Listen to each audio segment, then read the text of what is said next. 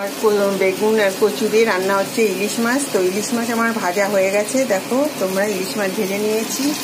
এখানে হচ্ছিল বেগুনটা ভাজছি। বেগুনটা ভালো করে ভেজে এই দেখো কালো জিরে ফোড়ন দিয়ে কচু আর আলুটা ভালো করে ভেজে দিয়েছি। তার মধ্যে একটু কাঁচা লঙ্কাও দিয়ে দিয়েছি। তো এবার এটাতে একটু জল দিতে হবে। দেখো ভালো করে ভাজা হয়ে গেছে। তো ভাজা হওয়ার পর এবার এই জলটা দিয়ে দিচ্ছি। জলটা দিয়ে দিলাম।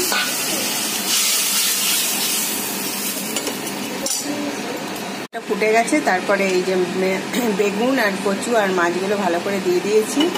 দেওয়ার পর এবার এটাকে একটু ভালো করে ফোটাতে হবে। দেখো আমার ইলিশ মাছের ঝোল কমপ্লিট।